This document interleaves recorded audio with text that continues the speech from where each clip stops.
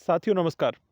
साथियों जैसा कि आप जानते हो, गेहूँ की बिजाई करने के लगभग 12 से 15 दिन के बाद में मैंने पहली सिंचाई से पहले एक स्प्रे करने के लिए किसान साथियों को यहाँ पर सजेस्ट किया था, जिसमें कि ह्यूमिक एसिड 500 ग्राम प्रति एकड़ के हिसाब से था और यूरिया खाद 500 ग्राम या 600 ग्राम प्रति एकड़ के हिसाब से सजेस्ट किया था।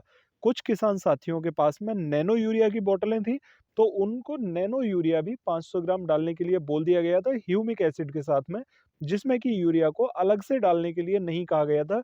सिर्फ नैनो यूरिया की बोतल और प्लस ह्यूमिक एसिड, इन दोनों के कॉम्बिनेशन को सजेस्ट किया था। कुछ किसान साथियों ने इसे यूज़ किया तो उन्हें बहुत अच्छे रिजल्ट मिले थे। अभी कुछ किसान साथियों ने जिन्होंने कि पिछेती बिजाई गेहूँ की करी है, वो भी पूछना चाहते हैं इसके बारे में कि क्या हम पिछेती बिजाई में भी ये स्प्रे कर सकते हैं? हाँ, वो भी ये स्प्रे करके अच्छे रिजल्ट ले सकते हैं। कुछ किसान साथियों ने ये स्प्रे करने के बाद जब 20 दिन या 28 दिन पर पहली सिंचाई करी, तो और उन खेतों में थोड़ा-सा पीलापन की समस्या ज़्यादा देखने को मिली।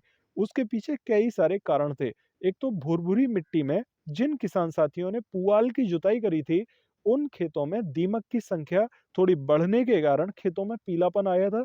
दूसरी एक और बड़ी वजह थी कि जो पुआल की जुताई होने के कारण खेतों में थोड़ी-सी फंगस बढ़ी और फंगस जब सिंचाई हुई खेत में, तो उसने पानी को पुआल के कारण ज़्यादा सोख लिया और भारी मात्रा में पानी सोखने के कारण खेत की जो मिट्टी थी, उसने फंगस को तेज़ी से अट्रैक्ट किया। अब इस फंगस में कई सारे किसान साथियों को अलग-अलग रोग अपने खेतों में देखने को मिल रहे हैं, जिसमें कि पीलापन की समस्या कई सारे किसान भाइयों को देखने को मिल रही है। यहाँ पर मैं आज आपको दिखाने जा रहा हूँ कि किस टाइप से आप ये पहचान सकते हो कि आपके खेत में पीलापन की समस्या की वजह क्या है? क्यों आपके खेत में पीलापन आ रहा है? तो देखिए यहाँ पर मैं आपको ये पौधे लेकर दिखाना चाहता हूँ कि अगर सपोज़ करो कोई भी पौधा आप उखाड़ लेते हैं।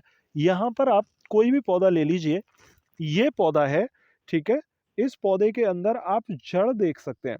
जो भी फंगस आएगी, वो आएगी जड़ों से ही और इन जड़ों को आप अगर गौर से देखेंगे, तो आपको यहाँ पर बहुत सारी चीज़ों का पता चलेगा कि हमारे खेत में दिक्कत किस वजह से आ रही है।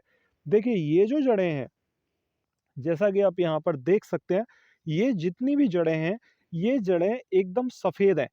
अगर किसी भी खेत में इन जड़ों के ऊपर हल्के-हल्के स्पॉट दिखाई देते हैं काले कलर के, तो ये जड़ गलन हो सकती है और यहाँ पर आपको फंगस के सिम्पटम्स हो सकते हैं जिसमें कि जड़ पर स्पॉट आ रहा है, ठीक है? इस टाइप के अगर स्पॉट आपके खेत के अंदर हैं, तो ये जड़ पर आई हुई फंगस की समस्या है और इससे खत्म करने के लिए आपको यहाँ पर 250 ग्राम प्रति एकड़ के हिसाब से कॉपर ऑक्सीक्लोराइड और उसके साथ में यहाँ पर यूरिया खाद 500 ग्राम प्रति एकड़ और उसके साथ में ह्यूमिक एसिड 500 ग्राम प्रति एकड़ के हिसाब से मिला के एक बार में स्प्रे कर देना है।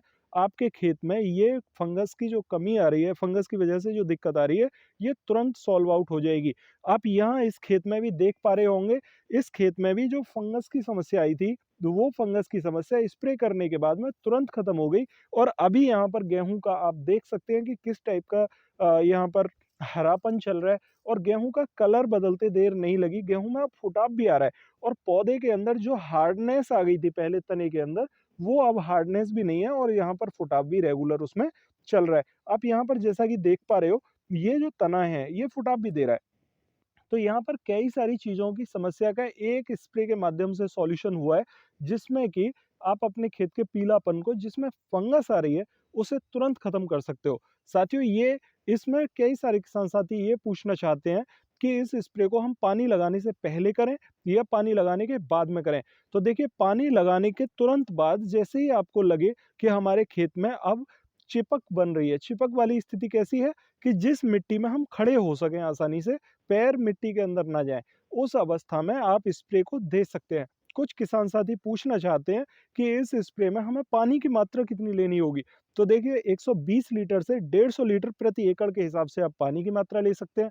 इतनी मात्रा का आप स्प्रे रेगुलर अपने खेत में कर दें और रेगुलर स्प्रे करने के बाद में आप दूसरी सिंचाई में, ठीक है, जब दूसरा पानी लगाने के लिए जाएँ, तो वहाँ पर जिंक सल्फेट ले लें 5 किलोग्राम प्रति एकड़ के हिसाब से। उस जिंक सल्फेट के साथ में आप यूरिया खाद 35 किलोग्राम प्रति एकड़ के हिसाब से मिलाकर पूरे खेत में छिड़काव कर दें और छिड़काव करने के बाद तब दूसरी सिंचाई करें। साथियों, इससे आपके खेत का कलर ऐसा हो सकता है और बहुत अच्छे रिजल्ट आपको देखने को मिल सकते हैं। साथियों, आशा करता हूँ आप मेरी बात समझ पाए होंगे। फिर भी अगर आपकी कोई क्वेरी हो तो कमेंट बॉक्स में ज़रूर पूछिए और अगर चैनल पर नए आए हैं तो चैनल को सब्सक्राइब ज़रूर कर लें ताकि नई वीडियो का नोटिफिकेशन आपको सबसे पहले मिल सके। तो मिलते हैं फिर अगली वीडियो में, तब तक के लिए नमस्कार किसान साथियों।